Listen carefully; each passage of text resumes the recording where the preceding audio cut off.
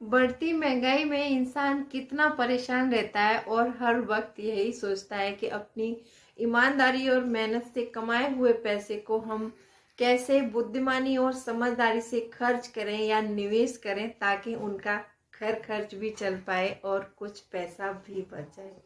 दोस्तों, ये समझदारी से या बुद्धिमानी से पैसे कैसे खर्च करें, ये पार्ट 2 है। पार्ट 1 में पहले डाल चुकी हूँ, ये वीडियो पार्ट 2 है।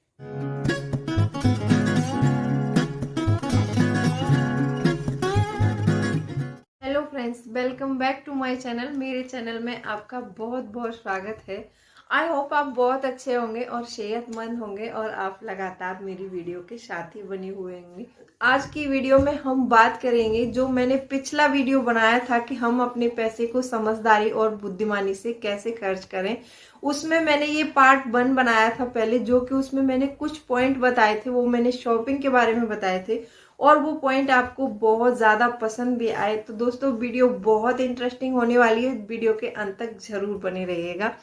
अगर आपने मेरे चैनल को सब्सक्राइब नहीं किया है तो आपसे मेरा एक नम्र निवेदन है, सब्सक्राइब करिए अपने इस चैनल को और बेल आइकन को भी जरूर प्रेस कर दीजिएगा कि ताकि ऐसी ही इंटरेस्टिंग वीडियो की नोटिफिकेशन आपको समय समय से मिलती रहे। दोस्तों, वीडियो पसंद आए तो एक लाइक जरूर कर दीजिएगा। अपने पैसे को समझदारी और बुद्धिमानी से कैसे खर्च करें, इस वीडियो में आज हम डिस्कस करेंगे।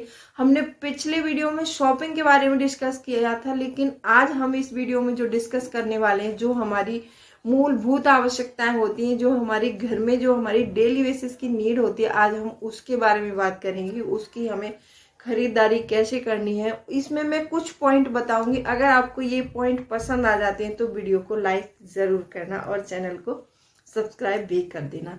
तो चलिए स्टार्ट करते हैं वीडियो को। सबसे पहला पॉइंट है मेरा कि आप जब भी अपनी ग्रोसरी का सामान खरीदें, इकट्ठा खरीदें। इकट्ठा खरीदने का मतलब मेरा ये नहीं है कि आप बहुत सारा ला के रख दीजिए, ऐसा मैं बिल्कुल नहीं कह रही हूँ। जैसे मान लीजिए आपका कोई भी आइटम है किचन का, आपकी ग्रोसरी जो भी जितनी भी जैसे भी खरीदते हैं, सबकी जरूरतें अलग अलग होती हैं। जैसे मान लीजिए आपके घर में 1 लीटर ऑयल महीने में लग रहा है, मैंने मान के चला है कि आपके घर में 1 लीटर ऑयल महीने में लग जाता है, तो आप उसका एक जरूर देखिए। उसको मैं ये नहीं कहती कि आधा लीटर ले आओ कि कम लाइए उससे, ऐसा नहीं कहूंगी।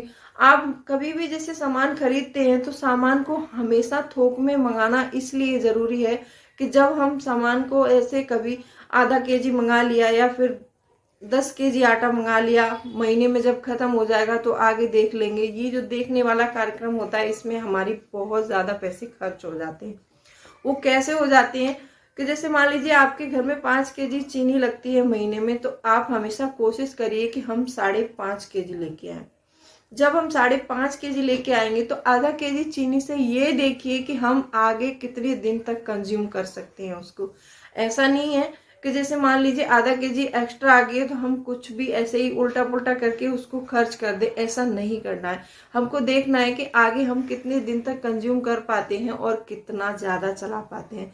तो मेरा यही है कि जब भी आप जैसे राशन का सामान हम इकट्ठा किसी दुकान से या किसी मॉल से या किसी वेबसाइट से खरीदते हैं तो उस पर हमें कुछ अच्छा डिस्काउंट भी मिलता है, तो उस डिस्काउंट का फायदा जरूर उठाइए। तो मेरा पहला पॉइंट ये था कि आप जब भी सामान खरीदें अपने किचन का, तो सबसे पहले आप उसको इकट्ठा ही खरीदें।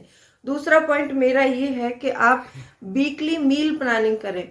जैसे मान लीजिए, जैसे वीकली मील प्लानिंग करने से होता ये है कि हमें जैसे 3 टाइम का खाना बनाना होता है। सुबह नाश्ता बनाना होता है, दोपहर को लंच बनाना है, रात को डिनर बनाना है। अगर हम ये वीकली मील प्लानिंग करके रखते हैं तो इससे हमारा क्या है कि टाइम भी बचता है और डेली डेली हमें सोचने की जरूरत नहीं पड़ती है कि हमें सुबह लंच में क्या बनाना है और क्या हमें डिनर में बनाना है, क्या हमें नाश्ते में बनाना है। ये हमको सोचने की जरूरत बिल्कुल नहीं पड़ती है।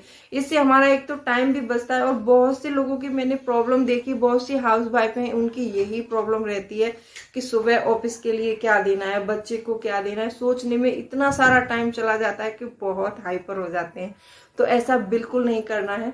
आप अपनी अगर मील प्लानिंग कर लेते हैं तो जैसे कुछ शॉपिंग हम वीकली भी करते हैं, जैसे मान लीजिए ये ग्रोसरी तो 1 महीने की शॉपिंग हम इकट्ठी करते हैं।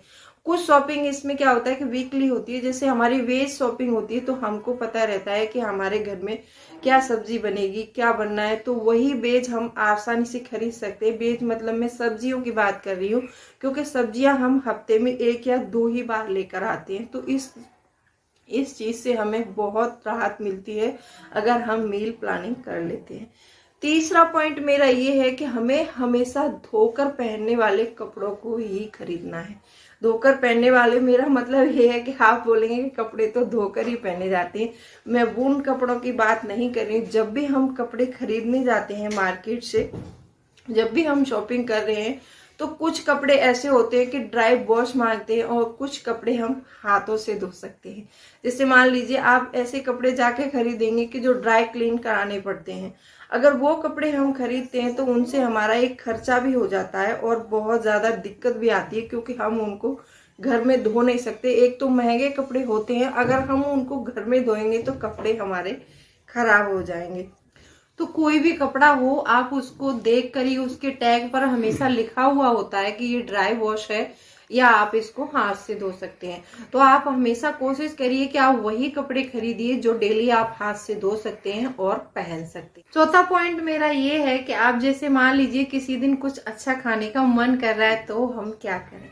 वैसे तो कोशिश करिए कि आप अच्छा खाना जो भी आप बनाना जानती हैं, आप उसको अपने घर में ही बनाना प्रेफर करती हूँ मैं वैसे बच्चों को हमेशा बोलती हूँ कि जो भी घर का बना हुआ खाना है वो हेल्दी होता है। आप कोशिश करिए कि अपने बच्चों या हस्बैंड को, जिसके लिए भी बनाना चाहते हैं, घर पर ही बनाएं।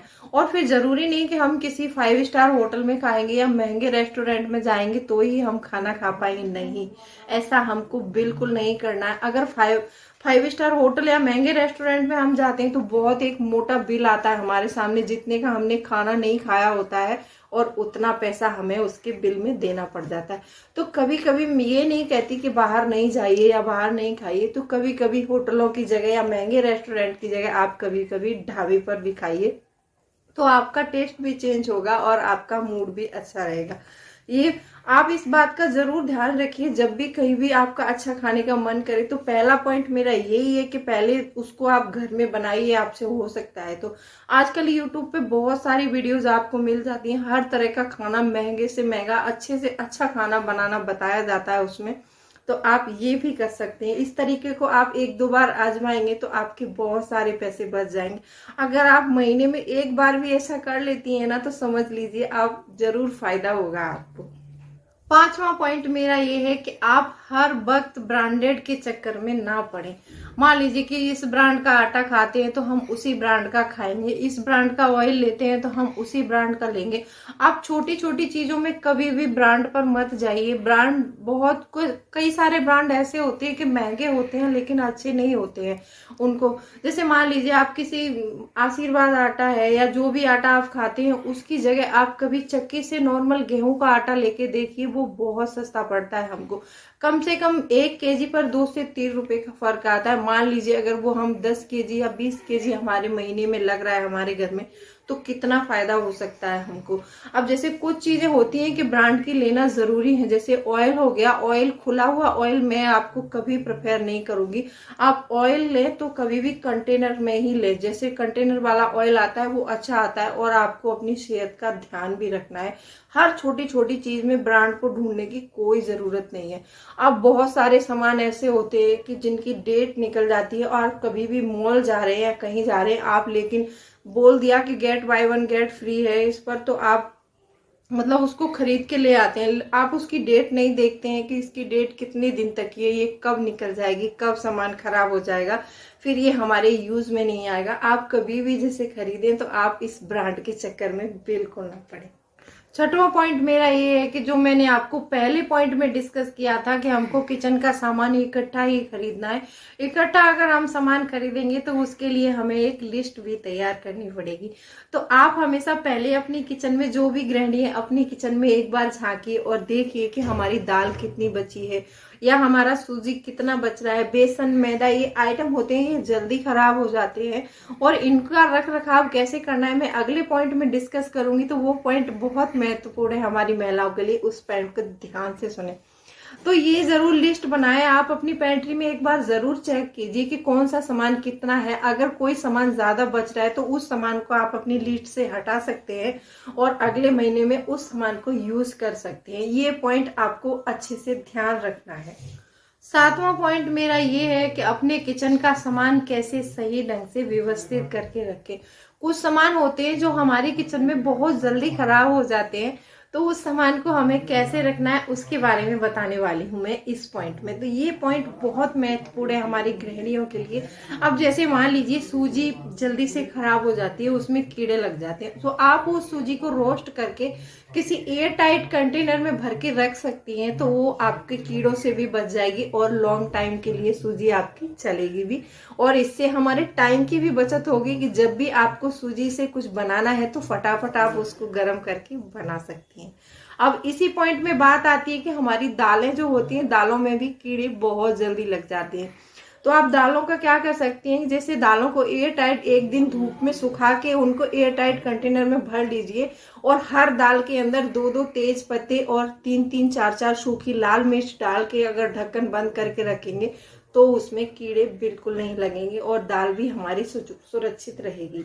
अब जैसे मान लीजिए चावल में ना बहुत जल्दी कीड़े हो जाते हैं, अलग अलग तरह के कीड़े हो जाते हैं, तो आप जब भी चावल रखें तो चावल में थोड़ा नमक मिलाकर रखें तो आपके चावल कीड़ों से बच जाते हैं। लेकिन एक बात का ध्यान रखें कि आप जो चावल डेली बनाते हैं उसके लिए नमक मिला सकते हैं। अगर आप खीर वगैरह बनाते हैं तो उसके लिए चावल अपने एक उस डब्बे में अलग रख सकते हैं, सेपरेट करके वो खीर के लिए बने, क्योंकि चावलों में नमक लगेगा तो चावल नमकीन हो जाएंगे, तो जब हम खीर बनाएंगे तो हमारी खीर फट सकती है। इस बात का ध्यान आप जरूर रखें। 8वां पॉइंट मेरा ये है कि अगर आपको अपने पैसे की बचत करनी है तो आप आलस को छोड़ दीजिए। आलस आपको छोड़ना ही पड़ेगा। अगर आप सोचते हैं कि हम आलस भी करते रहेंगे और हम अपने पैसे की बचत कर लेंगे तो ऐसा कभी नहीं होगा। आलस को हमेशा छोड़ना पड़ेगा, क्योंकि अगर हम बचत करने के बारे में सोचते हैं तो उस सोचने के लिए हमें टाइम भी चाहिए।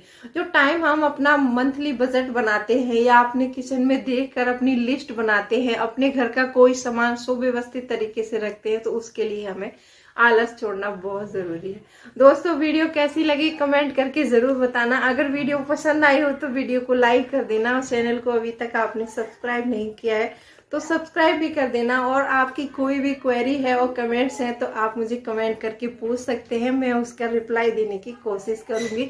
और अगला वीडियो जो मील प्लानिंग के लिए मैंने बताया था, अगला वीडियो मैं मील प्लानिंग के लिए बहुत जल्दी अपलोड कर दूंगी। आप वहां से देख सकते हैं कि हम वीकली मील प्लानिंग कैसे कर सकते हैं। और भी किसी से रिलेटेड वीडियो चाहिए तो प्लेलिस्ट का लिंक मैं डिस्क्रिप्शन बॉक्स में डाल दूंगी, आप वहां से देख सकते हैं। आपने अगर इसका पार्ट 1 नहीं देखा है तो पार्ट 1 को जरूर देखिए और मुझे कमेंट करके जरूर बताइए। चलिए मिलती हूँ अगली वीडियो में, तब तक के लिए बाय बाय।